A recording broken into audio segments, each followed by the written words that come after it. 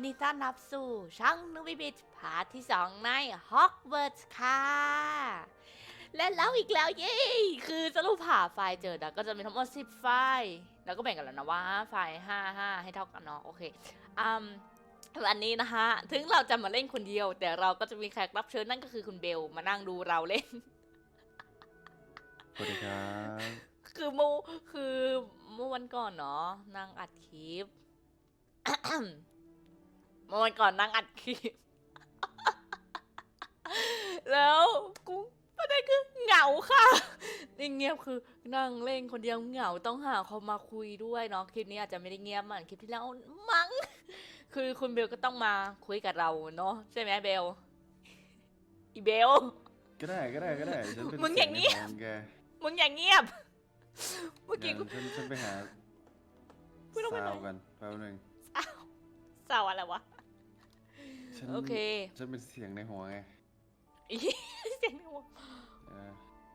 อ๋ออันนี้คือมันแค่ อันนี้นะ โอเค แป๊บนึงนะ วิมีลูกอมกินก่อนอะไรวะวิกูบินได้ทำไมหน้าตามันดูเจ็บปวดอ่ะไม่กินละไปดีกว่า หน้าตาน้องคือแบบดูเจ็บปวดมันเป็นห้องแบบอะไรนอนกัน4 คนห้องใหญ่ที่นอนกันได้4 คนเนาะแล้วคือประตูก็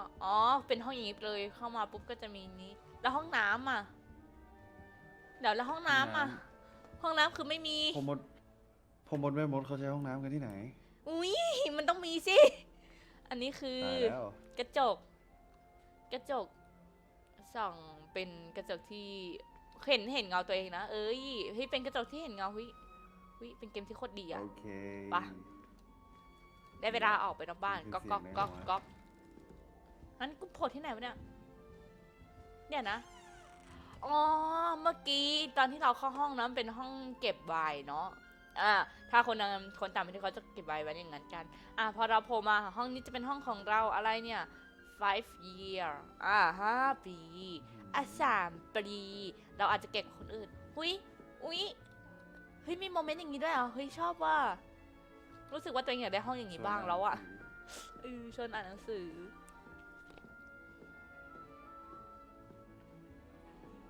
เสียงเกมดังไหมถ้าดังนิดนึงยังไงก็บอกด้วยเนาะโอ้ยถ้าเดินขึ้นน้องคือแบบน้องจะตกบันไดอะดูดิโอ้ยวิ่งเหอะทางนั้นอะวิ่งลงเหอะ I suppose some introductions are in order. โอเคเบลมึงเคยเห็นต้นไม้เต้นได้ไหม เอ๊ะ มันเต้นดุกดิกนึกถึงก้นชินจังอะดุกดิก You don't need to be frightened, little cat. คือให้คุยกับคอมพวกนี้มีแมว คุยกับเพื่อนในห้อง คุยเฮ้ยมีผี That's good, isn't it? เนี่ยผีเนี่ย เดินทะลุได้ไหม ด้วย อุ้ยทำไมถึงกูเดินตัวจริงกูขนลุกเลยวะมันคือผีอะไรอะไปดูช่างเถอะเฮ้ยยังไงก็ช่างเถอะมีแอปเปิลให้กิน ผี นะ ประ นะ จำบ้านผีประจำบ้าน เสียงแอปเปิลมันโคตรเหมือน Good, isn't เฮ้ย it? เบลดูดิน้องดุกดิกน้องกระบองเพชรดุกดิก อืม โอเคเดี๋ยวเราจะมาคุยกับคนนี้ก่อนนะเขามีนกฮูกหรือนกเขาแมวอะนกฮูกปะคนไทยเรียกนกอันนี้อะไรนกฮูกเนาะโอเคเฮ้ยเพิ่งเห็นนะ Hello. ภาพขยับโอ้สวัสดี She's awfully regal, isn't she? Is that เขา your เป็นตัว owl? เล็ก I don't know who she is. ฉันไม่รู้ว่าเขาเป็น Likely one ใคร of the Hufflepuffs around here. Owls choose their own company anyway. Wait, you're the new 5th year. Quite the dramatic entrance you made. Can't imagine wanting to call attention to yourself, especially since everyone will be watching to see how much you already know. นางถามว่า ฉันไม่ได้กลัวอะไรอย่างนั้นเลยหรือว่า do I have a lot to catch up on หรือว่าฉันควรจะกลัวอะไรนิดหนึ่งดีไหมอ่ะตัว I'm not ละคร sure ตัวนี้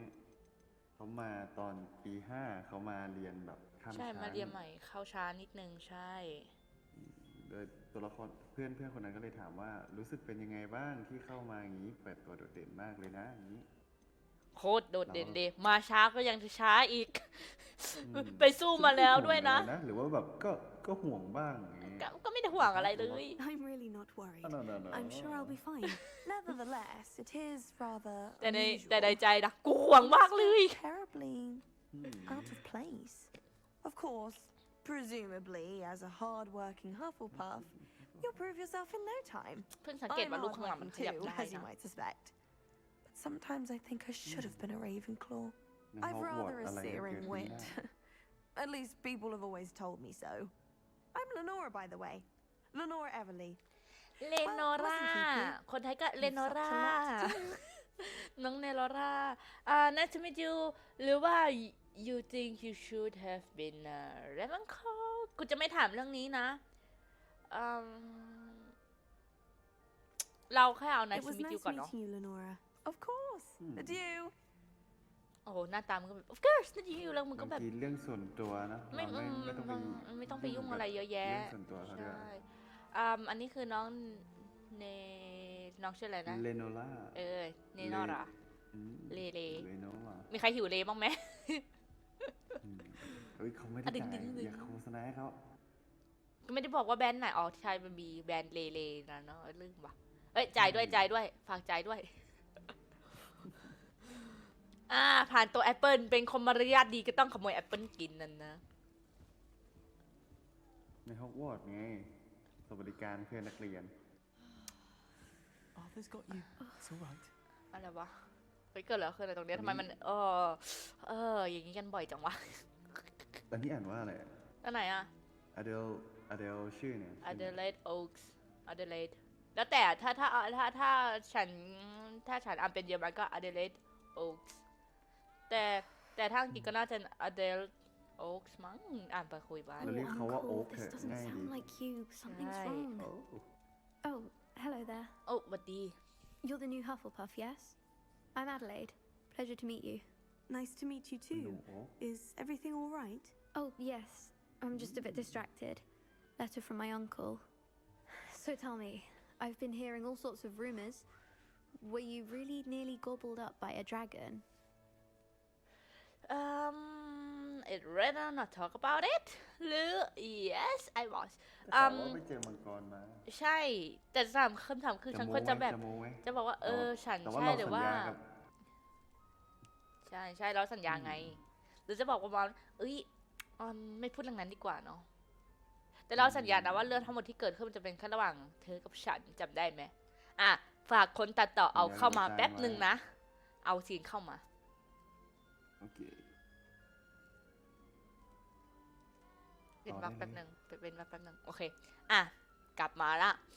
อย่างเห็นช่วงไปเมื่อกี้เนาะมันจะมีตอนที่เราสัญญาเขาว่าแล้วมันจะเป็นแค่เรื่องของเรากับของเธอเพราะฉะนั้นเราจะไม่คุยเรื่องนี้ If you don't mind, I'd prefer to just forget about it. Oh dear, it must have been bad. I mean, of course it was. I know I would have been terrified. Sorry. Well, anyway, I imagine you have lots to do. I hope you have a wonderful first day. โอ้ในทีไรกูเลย โอเคnice to meet you ไว้ก่อนเราจะไม่เผือกเรื่องชาวบ้านเนาะไม่ Thank เผื you, อกเขา Adelaide. Be seeing you. Of course, and good luck. Adelaide เขาก็บอกว่ายินดีครับpleasure to meet you ก็คล้ายๆ nice to meet you มันแค่คนละคือความหมายอย่างเดียวกันแค่คนละคำหรือจะอธิบายไงให้มันนี่วะ It's all right. You don't need to be frightened, little cat. อีเหมียว หมายเดียวกันแต่รูปประโยคคนละแบบ ใช่ อีเหมียวมึงลงมานี่มา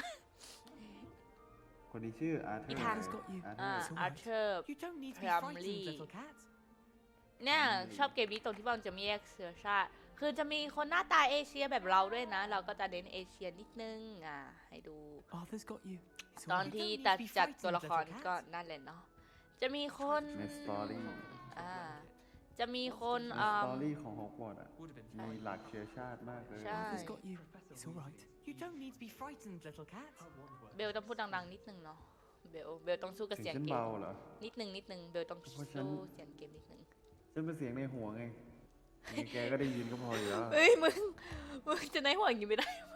ในหัวมันต้องดังอย่างนี้กว่านี้นิดนึง Arthur's got you. It's all right. You don't need to be frightened, little cat. ใช่ไหมก็จะมีหลายเชื้อชาติคือชอบเกมนี้ตรงที่มันมีหลายเชื้อชาติเกมอื่นก็คือแบบอย่าง It's all right. ไอเอ You บี don't เอ need to บี be นั่นแหละ frightened, ไอ little cat. เอบีนั่นแหละ มันก็จะมีการทากันเหยียดหยามเชื้อชาติกันนิดนึงอันนั้นก็เรื่องปกติเนาะแต่ก่อนอื่นเราจะมาเล่นในเรื่องกันก่อนแล้วค่อยคุยเรื่องนั้นกัน I can't quite reach. มันไม่อยากให้แกจับไง Come ว่า on, ละ you went that way.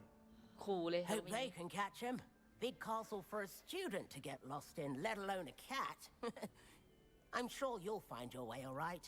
I mean, it can be a bit overwhelming at first. I still get lost sometimes. Welcome to Hufflepuff, by the way. Really glad to have you in our house. I'm Arthur. Thank you. Nice to meet you. Was that your cat? No, one of the first years, I think. Don't have any pets of my own, unfortunately. My mother doesn't think too highly of them, especially magical ones. shame I think magical beasts are incredible ประมาณว่าวิน่าอายจังประมาณ shame เกี่ยวกันการอายอะไรนี่ I tend to agree with your mother บางทีอาจจะสิ่งที่แม่เธออาจจะถูกก็ได้นะ ก็คือเบลหาย ยังฉันพูดคนเดียวดิ จะเป็นเสียงในหัว เสียงที่ผม เอ้ย อะไร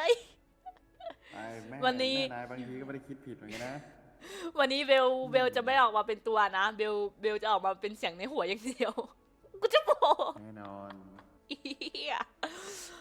ก็ประมาณนั้นเนาะ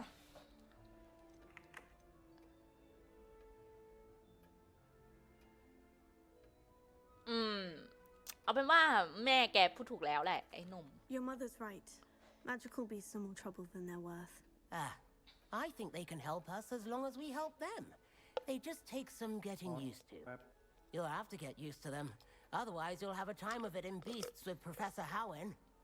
Anyway, I'd better go and make sure the first years caught that cat. Don't want them to be late on their first day.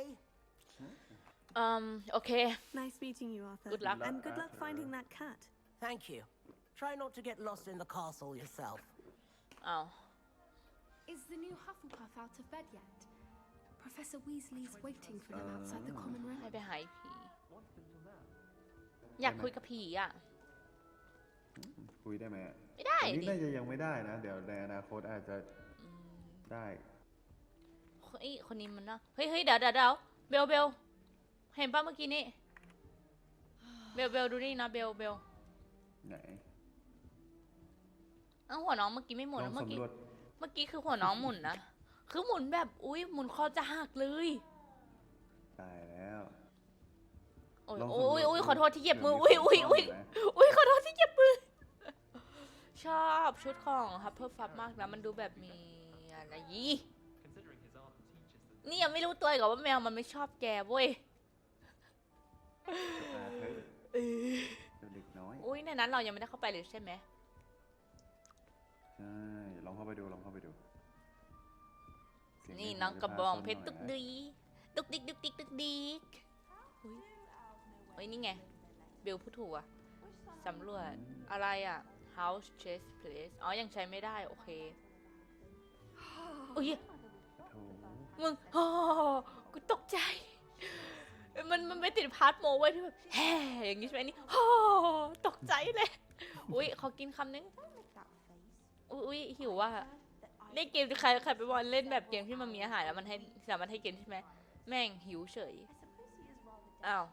ไม่มีใครเล่นไม่ที่กระดานหมากรุกที่ไม่ง้อคนเล่น กระดานหมากที่แม่งไม่ง้อคนเว้ย กระดาน ไม่มีใครเล่นกับกูใช่ไหม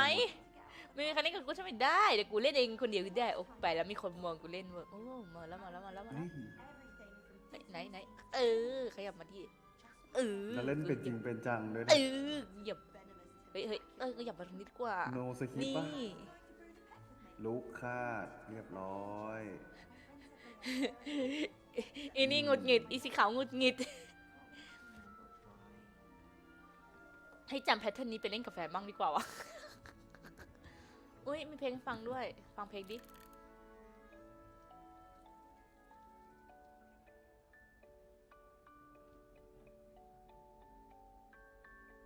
เพลงเต้นรำ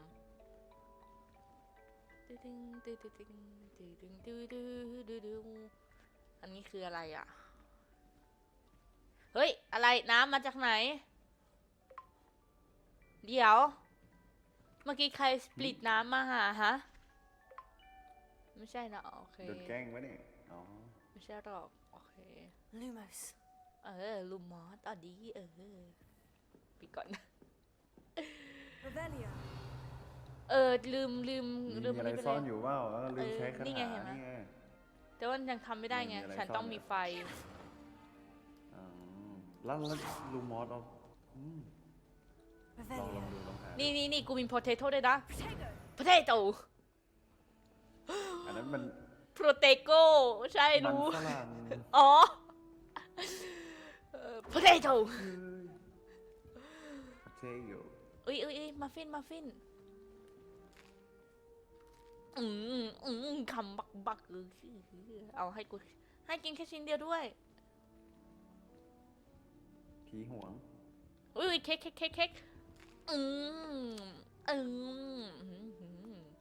ินอีกชิ้นได้ไหมไม่ได้วะ เล่น อุ้ ฉัน ย ว่าจบเกม แกนี่น้ำหนักขึ้นแน่เลยตัวละครแก ว่างั้นแหละดื่มชาที่เขาดื่มกันทิ้งไว้นะแล้วก็มาดื่มต่อ โอเคเราต้องออกไปข้างนอกแล้วเนาะ โอเค อุ้ย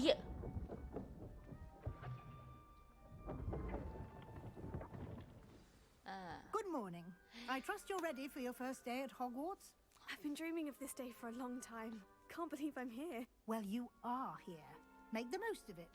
You only have one first day at Hogwarts. Now, in light of your unique situation, joining us as a fifth year, you'll need to catch up with your classmates and not fall behind. Especially as you'll be expected to complete your OWLs at the end of the year. OWLs. Owls. Yes, your ordinary wizarding level exams.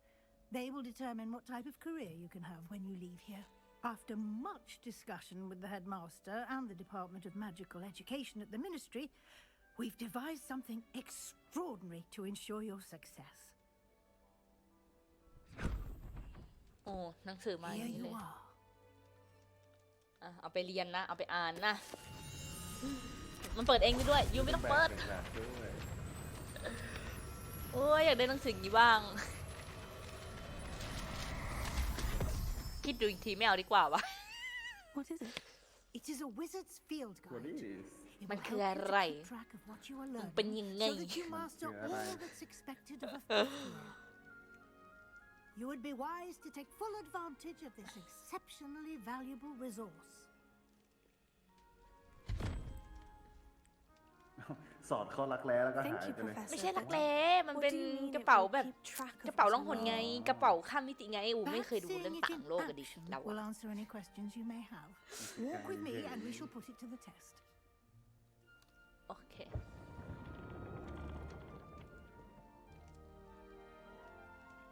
เห็นตัวละครแม่งกินขนมหวานแม่งโคตรเยอะเลยตัวเองก็เลยไปหาขนมหวานมากินโอเคเดินตามเข้าไปนะเบลเชื่อไหมจบพาร์ทนี้นะไม่ใช่แค่ตัวละครนะ The guide will ฉัน give ก็ you จะอ้วนตาม opportunities to practice your magic and Professor educate yourself about เวสลีย์ wizarding เขาพูดว่าไง Hufflepuff I basement certainly Ui. would have appreciated something like the field guide when I Good. was a student. เล่ม Using สอน the Lemon guide 45 will บาท also train you to be alert to your surroundings. Do keep up. ได้มาหรือว่าเงินรวม เงินได้มาเมื่อกี้นี้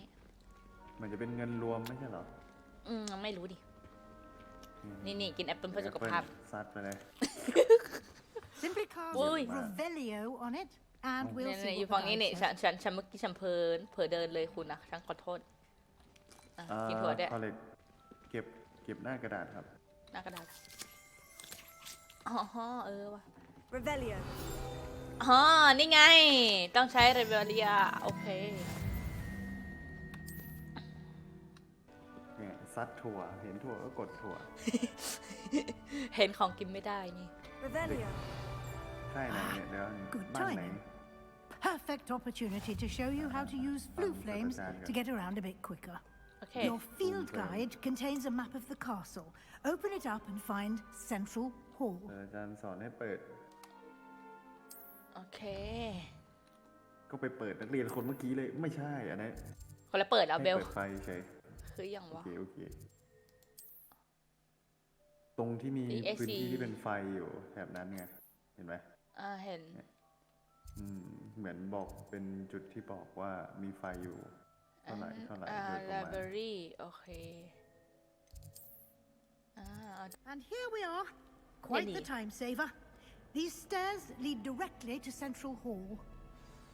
โอเคขอไอ้นี่อีกรอบนะ Revelio, you can get almost anywhere in the castle quickly Okay, from ไม่มีอะไร Central ละ Hall. ข้างล่างมีสงสารน้องเดินเหมือนตกบันไดเหมือนจะตกบัน Always ไดอะ something happening here. It's the heart of Hey, the man. น้องไม่ hive. อ่อน Our แรง King's Cross ไม่อัน Station. นี้เขาเรียกเดินซอย อ๋อเดินซอย ซอยเท้าลงบันได ละเอียดไหม That should be all for ละเอี now. ยดละเอียดสวย You'll มาก be เลย expected to Sure. attend both ถุย charms คนละซอย and เลยไอ้เหี้ย defense against the dark arts ต้องมาตบ classes มุกเองด้วย today. นะ And I'd like to be sure you get to Hogsmeade as soon as possible to replace the supplies you lost on the way here. โทษทีของร่วงอินโนสเกตร่วงขอบคุณวอชฮอกสเมดเอาแค่ขอบคุณพอตอน Thank เนี้ย you, Professor Weasley. A lot to Mình absorb lại on your vậy. first day, and you have much to ออก learn. นอกเรื่อง Happily, your professors have ออกนอก agreed เรื่อง to จนลืม create ฟังเลย additional assignments for you outside of class. You'll be up to speed in no time. Judging by your adept use of Revelio earlier, I'd say Professor Fig succeeded in at least showing you the basics. He did, Professor. He's been terribly vague as to the events preceding your arrival, specifically about what happened after that awful dragon attack. My suspicion is that there's more to the story than a search for belongings and an extended trip up to the coast. ฉันเกรงว่ามันจะไม่ใช่ใช่ไหมล่ะ เหมือนกันอะ แต่มันก็จริง เก่งว่าจะไม่ใช่แต่มันก็จริงอะนะ คือจะตอบ2 two in 1ไม่ได้ไง ระหว่างมันก็จริงนะ หรือว่าฉันเกรงว่ามันจะไม่ใช่ก็especially เอาเป็นว่ามันอาจ We ก็จริง did นะ take a bit of a detour on the way here. Ended up exploring some ruins and ใส่ตามใจอา I จารย์ shouldn't say more. Exploring ruins? Well, I presume Professor Fig has his reasons for keeping the Professor details Fig, to yes. himself for now. เขามีเรื่องสอนอยู่ Speak of the เนี่ย devil. Professor Fig,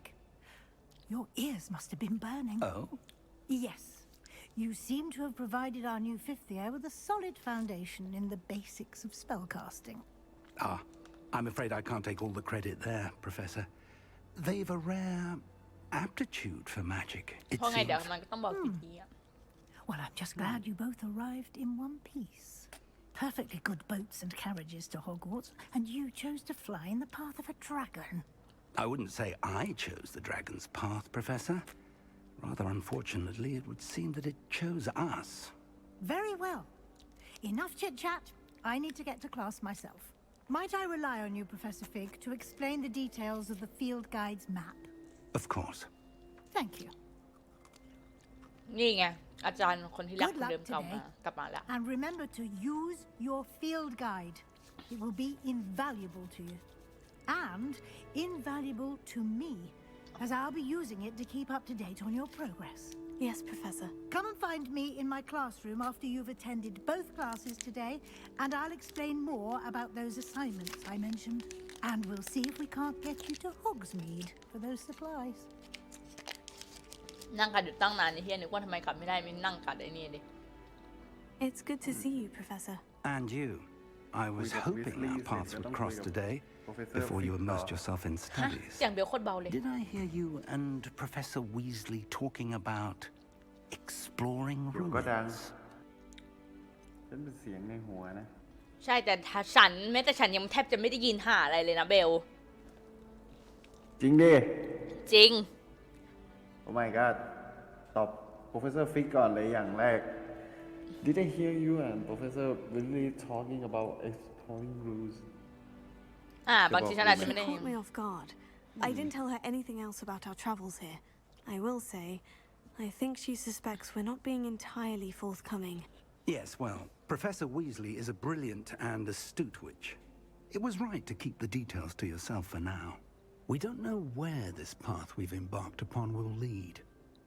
It may require a bit more flexibility with your time than she would approve of.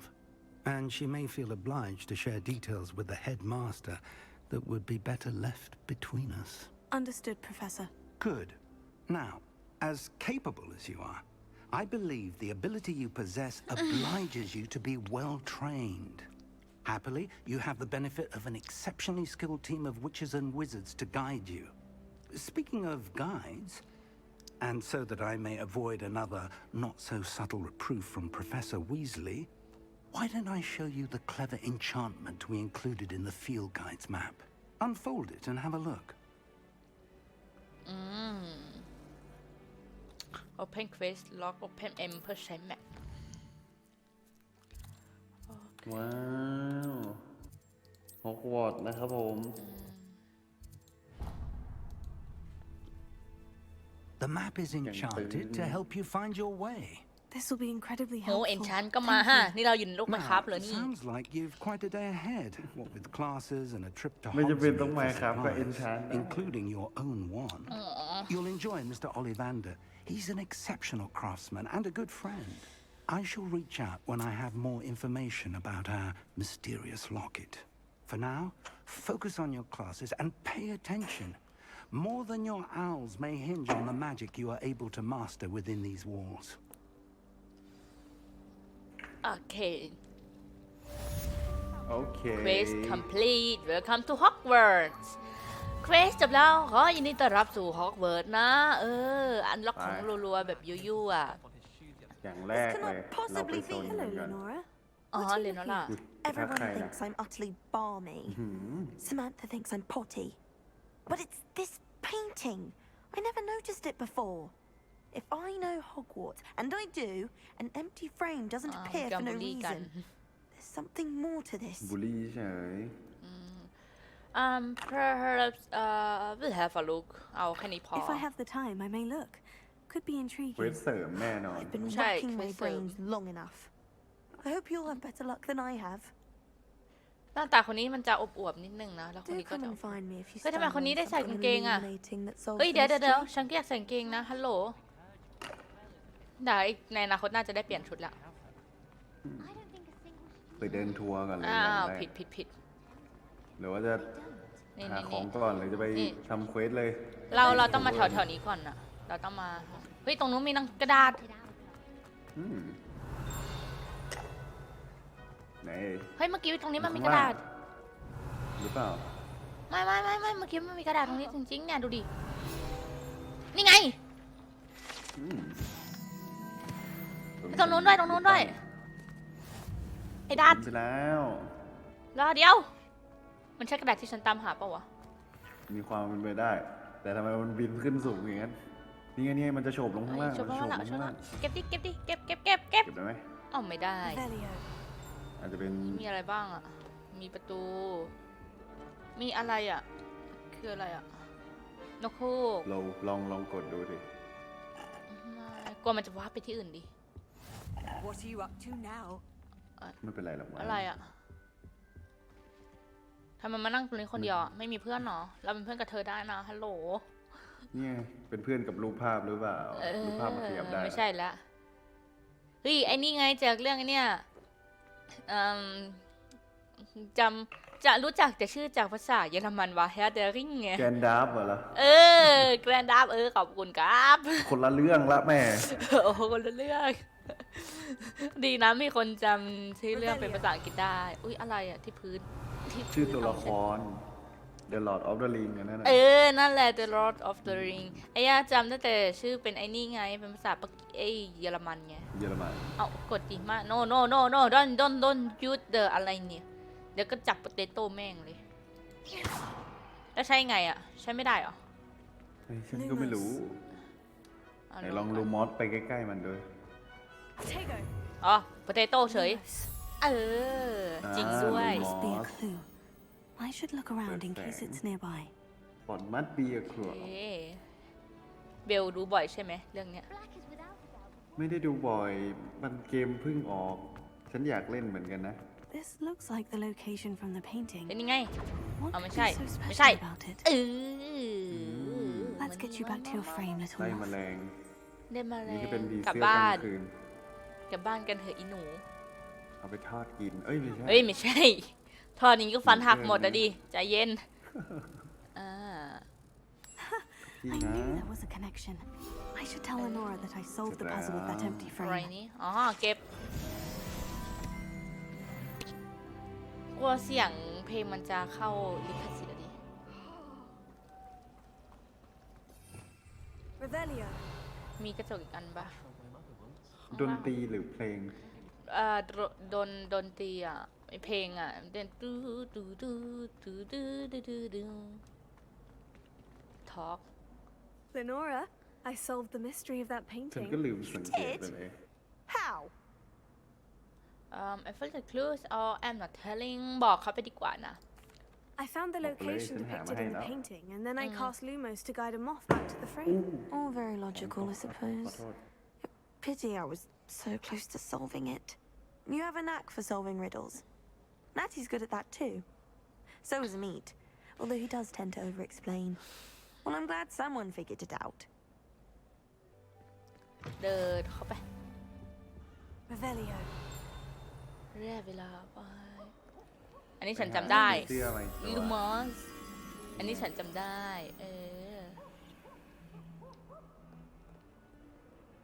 ปัญหาคือตัวมันอยู่ไหนล่ะ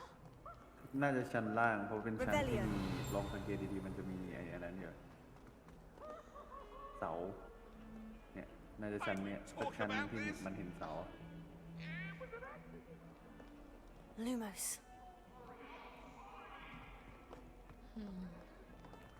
นักเรียนคนอื่นคงจะสงสัยอะไอ้เจ้านี่ทำไมมันเดินเปิดไฟฉายแถวนี้ จริงนะ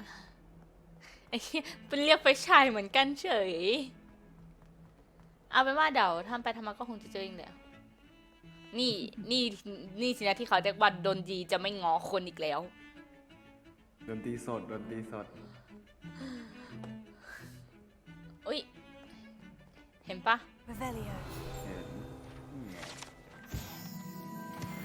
โครงกระดูก อยากรู้ว่าผีเสื้อตัวเมื่อกี้อยู่ไหนอะ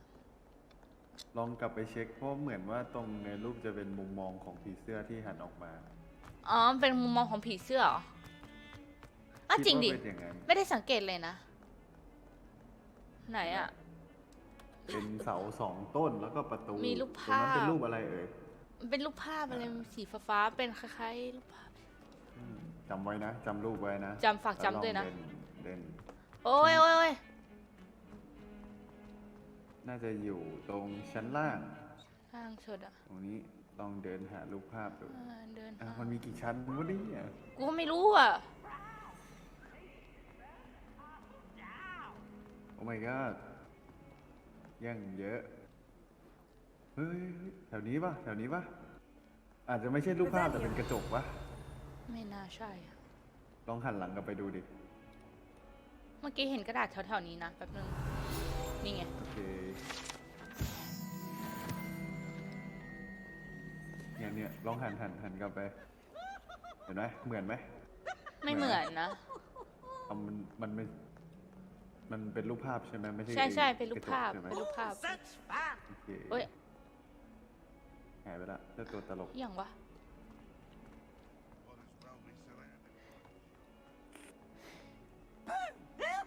นี่ไงมันอยู่นี่ไง มัน เฮ้ย พาทัวร์ปะเนี่ยแอดวันเพอร์ซัน Revelio. เปิดไม่ได้ ไม่ได้ หรือเปิดได้ละคาถา ไม่ใช่ ดอกกุญแจ Potato. ไม่ ต้อง ได้ ไปเรียนเพิ่มเติมนะจ๊ะนักเรียนเกรด อุ้ยมันโดนด่ารีอยู่ไหนอ่ะ 5ถือโอกาสสำรวจไปเลย อุ้ยไปทางนั้นน่ะรู้สึกเหมือนอันตราย รูปปั้นกากอยมั้ง ปะ แวะเล่น อันนี้ก็รูปปั้นหน้ายิ้มเยิ้ม นี่กลับมาตรงนี้แล้วเนี่ย ไปตามเควสก่อนก็ได้นะ เดี๋ยวถึงจุดเดี๋ยวเราก็จะเห็นมันเอง เอาไงก็ได้ เดี๋ยวจะกลับไปเช็ครอบสุดท้าย ไม่หาไม่เจอเดี๋ยวดูตรงไหนนะน่าจะอยู่แถวๆเควสอะมั้ง อยู่ข้างกระ อุ๊ย จกวะลองสังเกตดู อุ้ย ตัวเหมียว ใช่ ถ้าพูดได้นี่กูจะบักขึ้นมาเลยนะ มีแมวพูดได้นะ ใช่ ในเรื่องแฮร์รี่พอตเตอร์ มีเป็นแมวตัวสีดำไอ้นี่ไงเมา กับแมวที่ Revelio. ศาสตราจารย์มักกรนากาแปลงร่าง รู้สึกว่าเหมือนรูปปั้นมามองฉันนะมองจริงด้วยปะอ้าวอีเบี่ยวเมื่อกี้แก เดินตามเมื่อกี้ คนละตัว สอง กั ตัวน อ๋อ เนี่ย เหนียวเหนียวเหนียวเหนียวแพ้ไม่อุ้ยน้องไม่มีไข่ด้วยน้องเป็นตัวเมียนะ ใช่หรือเปล่า ใช่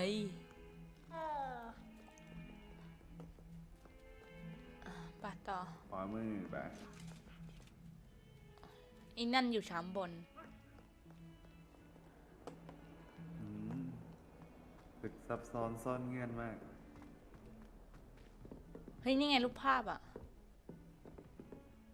รูปเดียวกันปะ ไม่คนละรูป กับมุมมองนี้คล้ายๆกันใช่ไหมดูผ่านเสา คล้ายๆกัน แสดงว่าน่าจะชั้นอื่น น่าจะจากชั้นอื่นลองหาเลย ไม่ชั้นหนึ่ง ถือ ก็ ว่า ชั้น ใกล้ บริ แล้ว เวณ นะ Professor Ronan tends to go on a bit. We sometimes have to remind him to finish the lesson. Ooh. F นี่ เราจะ เข้า เข้าเรียนมีกันไม่บ่ายด้วย เด็กผู้ชายอะไรนั่งตัวงอ เค้ก Here. Behind you. There is an open seat here. Thank you. นั่นเจ้าหนูบ้านกริฟฟินดอร์ ผู้หญิง I am ใจเย็น Nettie. ไม่ใช่เจ้าหนู ผู้หญิง So you are the new student. Have you met Professor Ronan yet? ไม่แม้แต่ Shall we begin?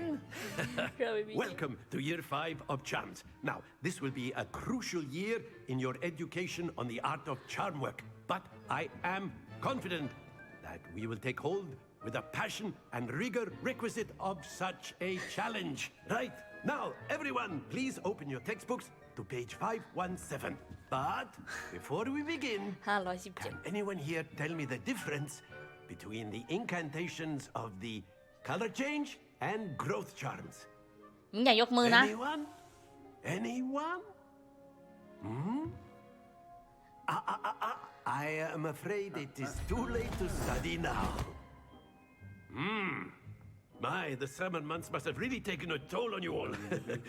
ขออนุญาตฉันเพิ่งมา you เรีย all นเอง spent your holidays practicing Obliviate on one another. Do you even remember how to perform a basic summoning charm? ไม่อะโอเค Well, it seems that we are in dire need of review. Everyone get into pairs and take positions on opposite sides of the classroom. Now let's put those textbooks to use as the blunt objects you so believe they are, and take turns summoning them out of one another's hands. Only one book will be needed per partnership, Miss Dale. Thank you. Get into place now.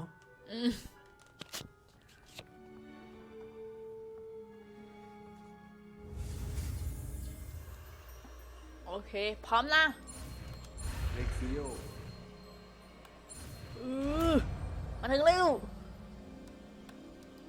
โอเค Accio. อาคิโอ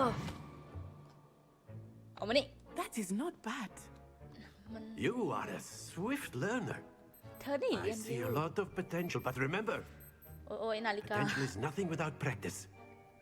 Keep at it. You You might might. just rival Miss Onai here. Very good, everyone. That's enough of that. Well, as you all seem to have the basics down, and it is an exceptionally lovely day, I was thinking that we might have ourselves a little excursion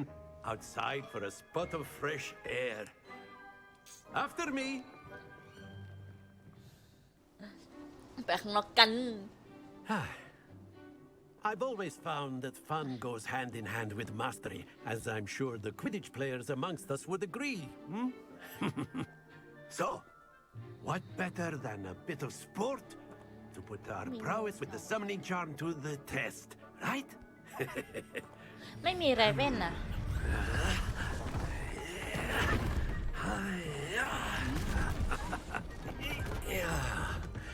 โอ้โห So why don't we have our newest ที student นี้แบบ start เบ us off? สิกเฉยๆนี่ไงมาเรียนต่อ อุ๊ยตาย Very simply, cast Accio on one of the spheres and relinquish your charm at the last possible moment. ลองยกลูกก Now, ลม think of this like gobstones, if you... Splendid! ๆแล้วมันตก Happens หรือ to เป the ล่า best of us. ล่วง ปึ๊บ That's it. ให้มาไกลที่สุด มา Excellent control. เรียบร้อย Don't lose your composure.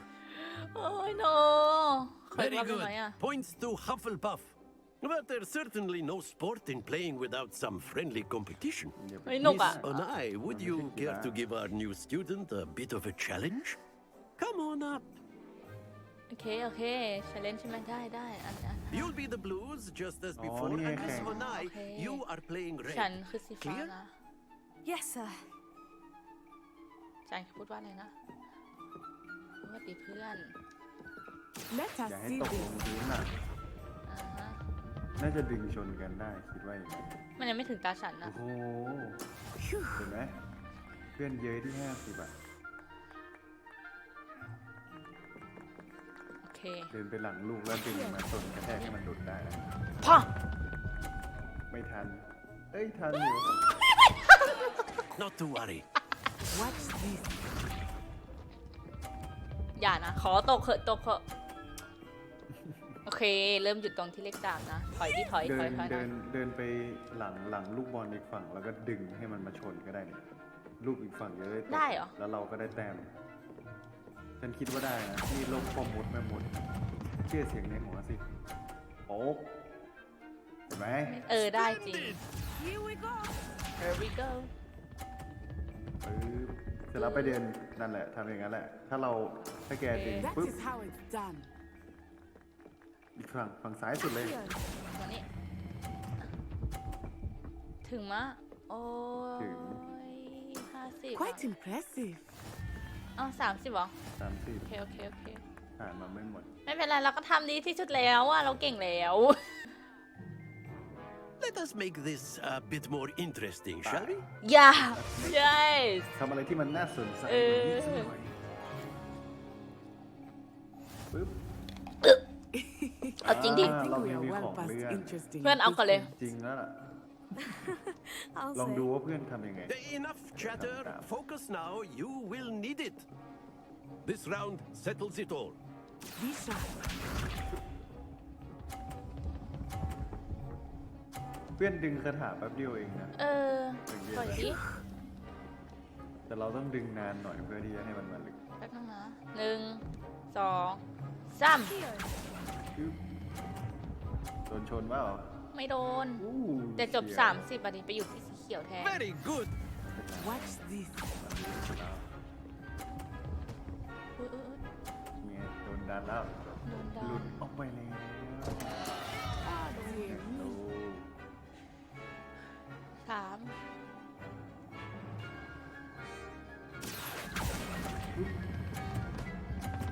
โอ้โอ้ Brilliant. 70 Here we go.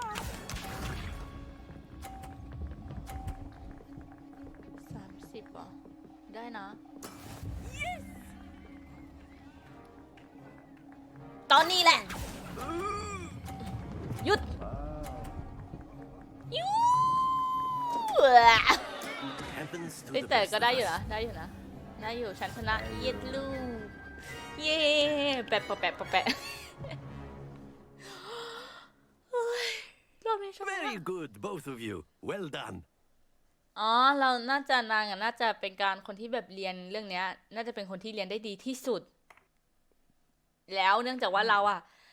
ทำได้โดยไม่ต้องมาฝึกก่อนเว้ย นึกออกใช่ไหมแล้วเขาก็เลยแบบให้มาลองดูกันไง Class is dismissed. Gather your โท things ษ on ที the way out. สะอึก Good game back there. I must admit, I think I underestimated you. Took me weeks to become proficient with Accio. Took weeks for me to get anything right when I transferred here. It gets easier, I promise.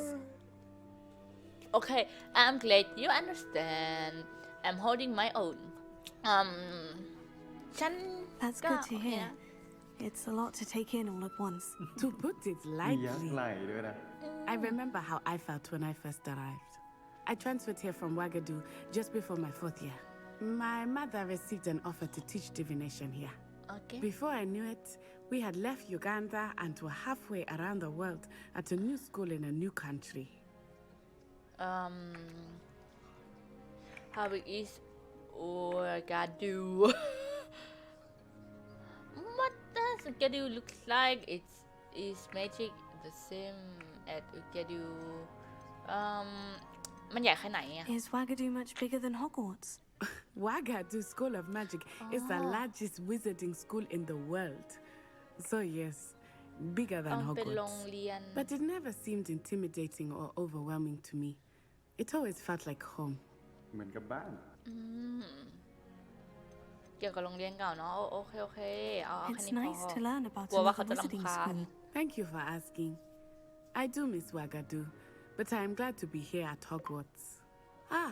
I think Professor Ronan wants to talk to you. เราคิด Better ดูนะ not keep ไอ้ him อูกาดู waiting. อะเราคิดดูสภาพ Until ไอ้อูกาดู next แม่ง time. ใหญ่กว่าโรงเรียนฮอกวอตส์อีกอะกูที่เดินไม่กูไม่งง can use คลือ Accio on humans ตาย if you're so inclined. เด็กมินิแมปให้ไปคุยกับHey, dear. Professor Ronan reminds me of my grandfather. Loads of wisdom, but a bit mad. โดนแย่งที่นั่ง ไม่ได้โยนแย่งคือมาคุยไง นู่น นี่คือออกไป นู่น หา A word, professor แต่ก่อน if you อื่น would. โอ้ย ออกจากเควสแอเรียจะโซนไปไหน You wanted to speak with me, Professor? I did. I trust ไม่รู้ your อ่ะ first charms นึก lesson ว่าเควส lived ทำ up ไป to ได้เรื่อยๆไงต้อง expectation. ทำเควส Well, ให้ an เสร็จไง outdoor competition wasn't exactly the lesson I was expecting, sir. What charm is there in the expected? You did well, managing to best as gifted a student as Miss Onai. Thank you, Professor. I enjoyed the match. Miss Onai is always a fierce competitor, though I sense that she is a bit distracted of late. Now, Professor Weasley has asked that your professors give you instruction outside of the ordinary curriculum. Expect to hear from me soon regarding a special assignment that I am preparing for you. อ่า Revelio. ข้างบนมีอะไรเลย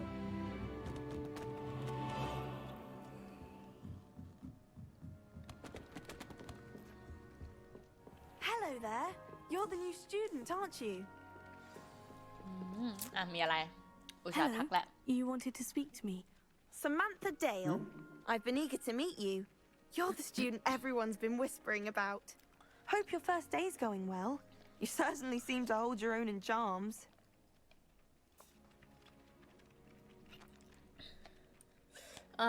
เราจะไม่ถ่อมตัวเท่าไหร่ เอ้ยพูดผิดดิ เราจะถ่อมตัวแต่เราจะไม่ถือตัวว่าเฮ้ยมันไม่ได้ยากเลย เราจะเน้น I've ถ่อ been มตัว fortunate. Beginner's luck. My brother William would tell you not to be so Yeah, humble and to poor trust your Kevin. abilities. Then again, he tends to be overconfident in his.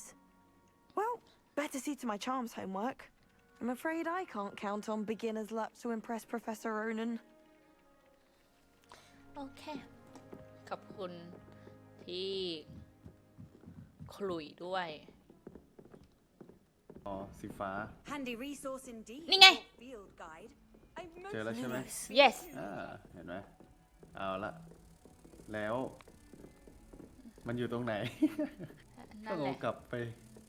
ชั้นล่างว่าถ้าจำไม่ผิด อ่า เราเดินขึ้นมาหลายชั้นอยู่เหมือนจะชั้น นี่ นี้ปะ ทางนี้นี่ อ่า มันดีนะที่เมื่อกี้ฉันจำรูปได้อ่ะโอ้นี่ไงเห็นไหม ใช่ด้วย เห็นไหม แปะเลย ทักทีเจ็บมากนี่เราอยู่เมืองไหนนะฮัฟเฟิลพัฟอะไรพับเนี่ย ฮัฟเฟิลพับ เออ พัฟเฟิลพับ ชื่อกับ power pup girl โอ้ป่ะ Revelio. ลงอีกชั้นหนึ่งเหรอ น่าจะใช่ใช่ละลงอีกชั้น เฮ้ย หนึ่ง เอ็งมีนกเหรอ แล้วก็ขึ้น รีบเลยลูกกระแต เควสบิกิน อุ้ยเสียง อันนี้ศาสตร์ป้องกันตัวเนี่ยชอบ ถ้าโดนเข้ามาจะเป็นยังไงวะเนี่ย น่าจะจุกไฟฟ้า Leviosa! Levioso! Professor Hecat! Perhaps you'd be good enough to blast each other to pieces on your own กู time. ก็ฮึเหมือน I กัน get new students every year, but I only have one Hebridean black skull. อย่าลื่นนะ It was a ยาย token from the Great Poacher Raid of 1878. No doubt you've heard of it. Now, you may be asking yourself how an old woman like me single-handedly took out the largest poacher ring in eastern Wales and lived to boast about it. Knowledge. จับเข้าไปที่เดิม กว่าจะเก็บ To the wise, age matters very little. Today we will Griffin review a กับ spell Raven that has saved me from death at the hands of dark wizards แข่ง more กัน times than I care to สู้กัน remember. เมื่อกี้นี้ Levioso. Levioso. A Levioso levitation charm? Levioso. นี่ไง A surprised opponent is a weak opponent. Care to defend yourself, Master Pro? เลเว่นไม่ใช่เหรอ สีฟ้า สีเขียวนะ One ลอง thing ดู I've ดีๆ learnedคน as ที่ an สู้เมื่อกี้ unspeakable is the it's value here. of simplicity, especially in the heat of battle. Now, let's practice what we've just learned, starting with something small. โอเค พร้อมนะ Levioso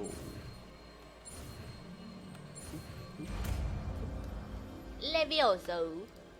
Let's play Levioso. เฮ้ยเริ่มจากขนนกโง่ๆก่อน Levioso ใช่ Now, let's try something a little larger. อ่ะ เอาอะไรที่มันใหญ่กว่านี้นิดนึงอุ้ยใหญ่เกิน น่าจะเป็นสอนปัดโล่แล้ว โอ้โหยายแกใช้เลวิโอโซรัวๆเลย ห้ามพิงหน้าไอ้หนุ่มเลข3ใช่ไหมแม่ก็2อ่ะ Let us begin with a basic cast. ฮะเฮ้ย See how the dummy deflected your cast? อ่ะ This time, cast Levioso first, ถ้ามี then เกาะ the แบบ basic นี้มัน cast. จะเสกคาถาไม่ได้ Remember. Good. จะต้อง Now, the basics. Well แล้ว done. ถึงจะค่อยใช้ Levioso. Levioso. โอเค Very good. But the best way to practice is by dueling. We'll duel. start with you two. Ui. Duelists, take your marks. Time for a proper Hogwarts welcome. Now, I want a fair duel using only Levioso, basic cast, and Protego. ไอ้ You ป may เทโท begin. มันอันไหนวะ เลข1ปะอัน1หรือ2 This lucky. ตาย Nothing lucky about it. Form. I know. You're good. ปเทโทไม่ได้อ๋อปเทโทกดตัวคิว Tego. ปเทโทกดตัวคิว First. Let's just say I'm a good man. ขึ้นสู้กับใครไม่สู้ไข่แจกยังเพื่อน แล้วมีสองสีนะสีขาวกับสีเหลือง เอ้ย สีเหลืองเป็นดาเมจ Try to anticipate your opponent's เมื่อกี้บล็อกไง next move. กดคิวค้าง สีเหลืองดาเมจคิดเข้า Not bad for a beginner. not bad You give as good as you get. โอ้ยังมาปากแจ๋วไอ้หนูนี่ ไอ้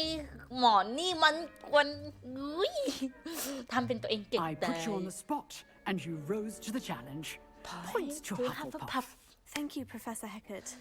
Glad to have the opportunity to practice. If what I've seen today is any indication, we can expect great things from you.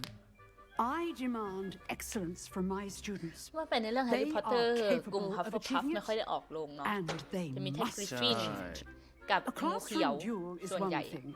but battling Slytherin. dark wizards, or as ever more likely, Gimli. goblins, 2 ทีมที่เหลือไม่ค่อย มี มี ออกนะ kettle มันออก of นะ Grindylows ในภา entirely. คภาค Understood, Professor. อันเหรอ So,ไม่ใช่ I'd ภาค advise you to ภา keep คที่แข่ง practicing กีฬา whenever you กัน can. นั่นแหละก็ออก แต่มันไม่ค่อยมีบท Perhaps Mr. ไง Sallow will have some 2 ทีม ideas ที่ for เหลื you. อ Again, แต่ well เป็นภาค done ที่เห็นได้ today. ชัดสุด I เลยว่า shall มี reach บ้าน out สี soon บ้าน with additional assignments. คิดว่านะคนหลายคนน่ะ เข้ามาแล้วอ่ะ Right. เฮ้ย That's enough spectacle for one day. Hui. Class is dismissed. เห็นนะ Revelio. อยู่ข้าง ไม่ ใน ใช่ ห้องเปิดยังไม่ได้ เอาเหรอ อยู่ในห้องเหรอ จริงดิ นี่ไงเห็นไหม ไม่อยู่ข้างบน อยู่ตร นี่ งนั้นอยู่ตรงนั้น ไหมเห็นไหม อ๋อ น่าจะเป็นหัวมังกรไง หัวมังกรปั๊บนี่ไง เออ Nice work. มาคุยกับไอ้เจ้าหนูแจ๋วคนนี้หน่อย I enjoyed that. Well, that duel was quite something. Everyone will be talking about it. It was certainly good practice. Practice. It felt more like I was dueling an expert. Sebastian Sallow, by the way, didn't expect a new student to be so deft with a wand. Then again, perhaps this wasn't your first duel.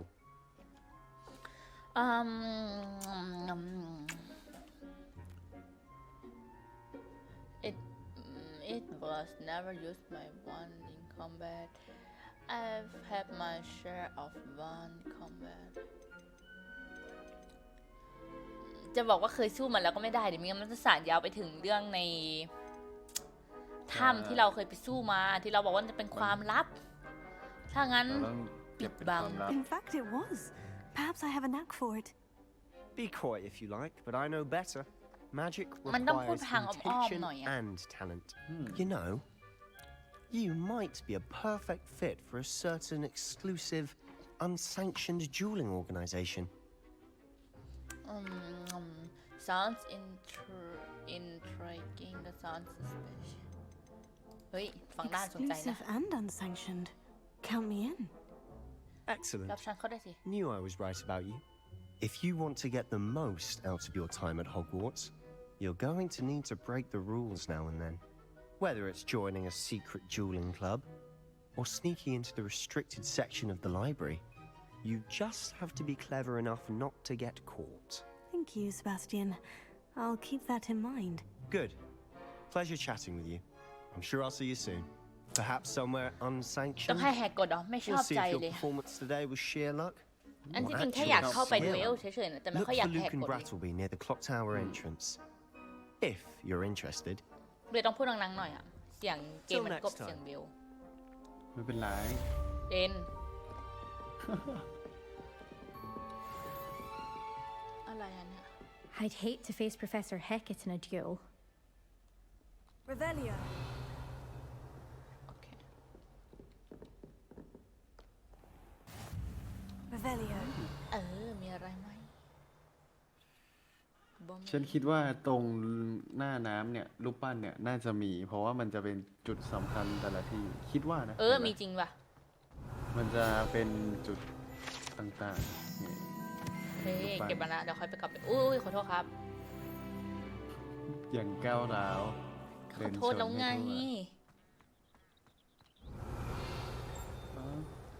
แต่นี้ไม่น่าจะมีอะไร แต่ว่าถ้าใช้คาถาของ คุณ วิ ฮะ ซอนก็จะเห็นห้อง อุ้ยขอโทษพอดีไม่เห็นคุณว่าอยู่นี่นะฮะเราเคยเล่นเฮ้ยเมื่อกี้เบลเฮ้ยนั่งไง อ๋อ ต้นไม้เปลี่ยนลงรูปทรง ทุกครั้งที่กลับมาต้นไม้จะไม่เหมือน What about the room, Professor? I was Dobby. thinking the same thing, Deke. Perhaps you could help. Oh, excuse Deke. excuse Ah. me There you are. รู้สึกคนนี้ไม่ค่อยชอบมาพากลเท่าไหร่ I trust your first classes went well. They did, Winner. Professor. I heard as much from Professors Hecat and Ronan. Seems Oh, Professor yeah. Fig taught you quite a bit during your brief detour near, what was it you said? Some ruins? I'd wager there's a good deal more to your travels here than what you've told me. Isn't there? คำชุบ Hasn't Professor Fig said anything เก็บเป็นความลับดีกว่าเพราะเขาบอกว่าเราจะไม่บอกอะไรทั้งนั้น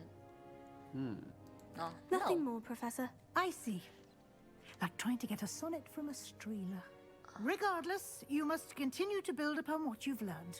In that regard, I've asked your professors to help hasten your progress with some extra assignments.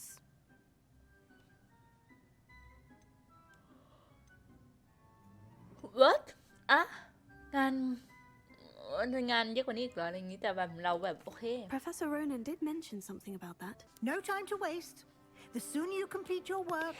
the sooner you can enjoy a butterbeer at the Three Broomsticks. โอเคเควสถัดไปอุ้ย Revelio. ตรงนี้ก็อาจจะมีกระดาษก็ได้นะ ฮะ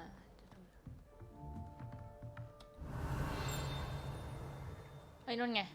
เห็นปะเมื่อกี้เนี่ย ไม่ทันเห็น แต่คิดว่าน่าจะมีนะ เห็นไหมโอเคไม่มีละฟังเสียงมันจะติ้งอยู่อะอยากรู้อันนี้คืออะไรอะเดี๋ยวได้คิดว่าเควสนะไอ้ตรงนั้นเมื่อกี้นะเดี๋ยวคิดว่าสักพักหนึ่งคงจะได้เรียนเองแหละเนาะขออภัยครับเนี่ยเมื่อกี้ก็แมว แมวตอนนี้ไม่ว่าง There you are. ว่า Professor Ronen You have a new spell to teach me, Professor? Indeed I do, and an exceedingly Oh, useful one at that. The mending charm, Reparo. Fixes things right up, makes a broken object good as new, and the bad Patronum Seems Oh, as if that might come in handy. more frequently than one would imagine. I'll start on the task right away, Professor. โอเคก่อนหนึ่งขออย่าไปทำเควสนู้นก่อนนะก่อนจะไปขอเวลาแป๊บหนึ่ง This is the right area. I wonder where the flying page is. น่าจะมีคาถาที่ซ่อมของได้ เพราะว่า ไม่ได้ อย่างตอนแรกที่ข้ามอะไรนะ ข้ามสะพานอ่ะมันมีคาถา ใช่ใช่ต้องไปหา ตอนนี้เรายังไม่ได้เรียนcollect the flying page อ๋อหากระดาษที่มันบินอยู่อะแต่ไม่รู้ว่าจะต้องทำยังไงเอาใช่เนี่ยมีวิธีเล็งไหมเนี่ยลองกดไล่ไปที่อย่างนี่ไงได้ครบแล้วครบ8ชิ้นแต่ว่าอาจารย์แกอยากจะสอนอะไรเนี่ยดิขาดใจเดี๋ยวค่อยกลับมาดูแล้วกันมันขาดใจอะ นี่ไงเขาให้เราไปเก็บกระดาษก่อนเก็บเสร็จน่าจะได้ Brilliant. เก็บอีกตามมินิแมปไปชื่อครับเปิดประตู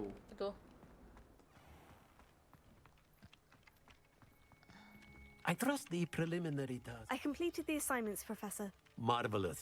You clearly know your way around basic charms. Remember to be deliberate in your enunciation and movements. I want to see some vigor. Now, wand at the ready. Yes, sir. Yes, sir. Remember, your wand is a conduit of your magic. ไปเลย ไป F F สเปกบาร์เร็วมันจะตามไปแล้ว อ๋อ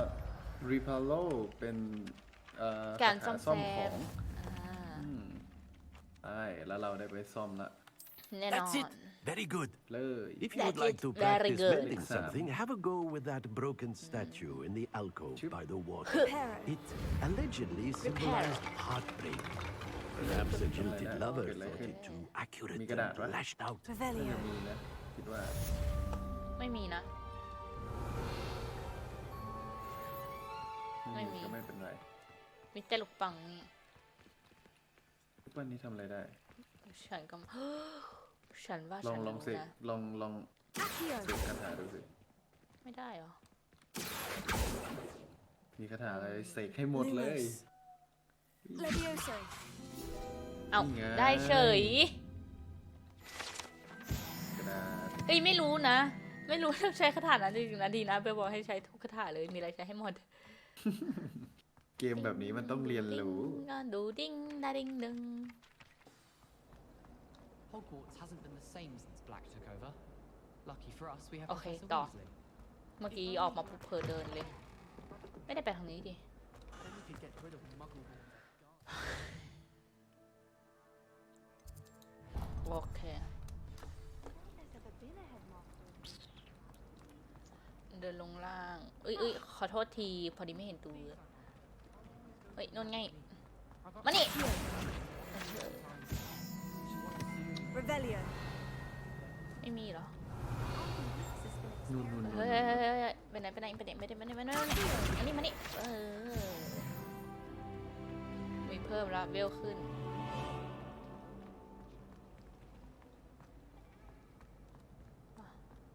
Revelio.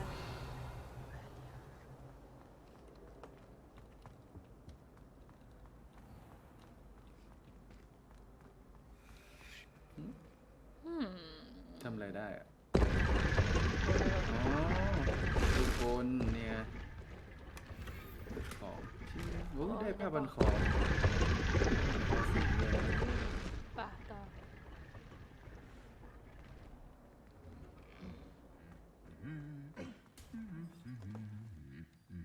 เอ้ย แอบคุยกัน เชี่ยเอ้ยยกได้ไหมยกได้ไหมยกได้ไหม Leviosa. ไม่ได้ ผิดคาถาหรือเปล่า Revelio. จากไหนอ่ะติ้งจากไหน น่าจะรูปปั้นหน้าน่าจะรูปปั้นหน้าหรือเปล่านู่นใช่ไหมลองดูสิ ไม่อ่ะมันติ้งแถวๆเนี้ยข้างในเหรอติ้งข้างในเหรอ เปิด นี่ข้างในจริงด้วย ปั้นแมวรูปแกะสลักไม้แมว พี่เอาคนนู้นมาได้ไหมไม่ได้วะ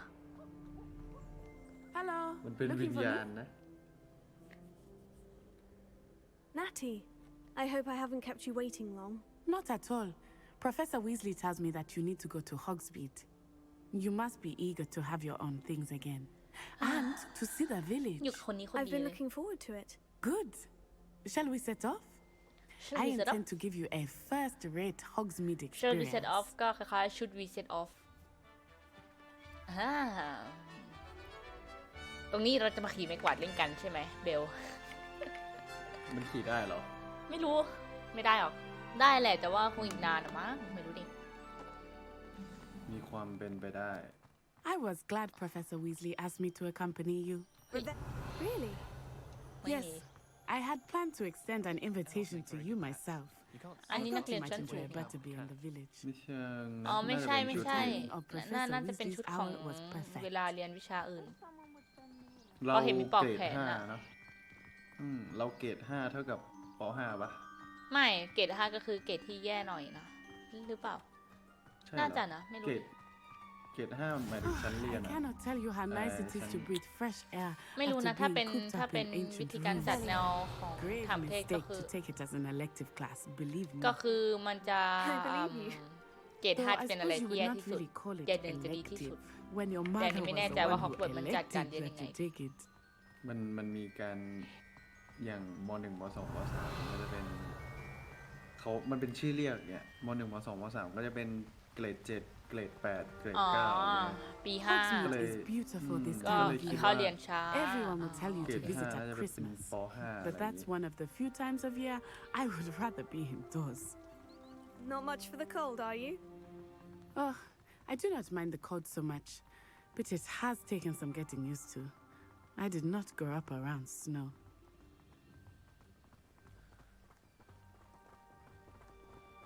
Oh, wait, over here. I often spot lacewing flies in this area. Oh, what's so special about them? They are interesting to look at, but if you stew them, you can also use them in เก็บ potion หิ่ง making. ห้อยมาทำ เอย า เก็บมาเยอะๆเลยถ้าได้ยินเสียงเป็ดกับอันนั้นคืออะไรอ่ะแวะข้างทางแป๊บหนึ่ง มีหินเนี่ย คริสตัลเหรอยังเก็บไม่ได้โอเค ตังได้ไหมอ่ะ ไม่ได้ ตังได้ก็ได้นะ อุ้ยได้ป่ะอ๋อต้องพังว่ะต้องพังทิ้ง เดี๋ยวน่าจะสปาวมาใหม่เดี๋ยวน่าจะใช้เวลาในเกมหลายวัน Look, from the Forbidden Forest. Hippogriffs. I wonder if something startled them. I heard rumors that hippogriffs had been spotted nearby. เก็บก่อน เจออะไรตอนนี้เก็บยาก่อนอ่ะ Poppy's already seen the โอ้ย hippogriff. คันตา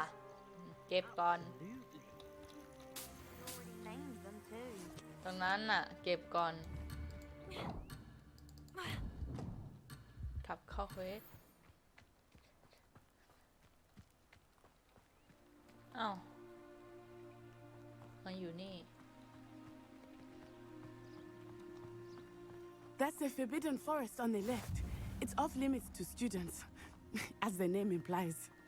นี่แต่ฮอกวอตส์นี่คือใหญ่มากเลยนะใช่ไหม The เบล professors claim it is too dangerous. ไอ้เหี้ยแล้วลอง I think คิดดู they're นะ calling it ไอ้ forbidden โรงเรียน only ที่นาง makes เคยอยู่ more อะไรนะ alluring. ออด้าอะไร There's เนี่ย Hogsmeade ไม่ over ใหญ่ the กว่านี้ crest. อีกเว้ย Past that ruin.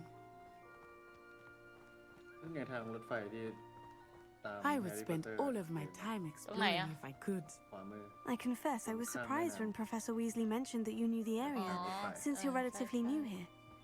She said that? ต้องมาทางรถไฟตรงนั้นยกเว้นแขก VIP She knows more about me than I had thought. Mr. Moon! น่าจะไกล He is the Hogwarts จะพา caretaker. ทัวร์เพราะว่า Looks a bit มัน worse จะ for เป็น wear. รอบๆฮอกวอตส์แล้วก็จะมีหมู่บ้าน Hello, อยู่ Mr. Moon. แถวๆนั้นด้วย Have you met our new fifth year? Pleasure. You might want to turn back, Miss Onai. Turn and run. Is everything all right, sir? Oh, it looked right at me. Eyes big as saucers. What did Mr. Moon? Jemmy guys. Ugly and airy and terrifying. กว่าเขาเมานะ I shall be at the castle where it's safe. Good luck to both of you. Poor Mr. Moon. A demiguise. I think he had too much fun in the village. ว่าแล้ว I เมา will say that I have never seen him in such a state.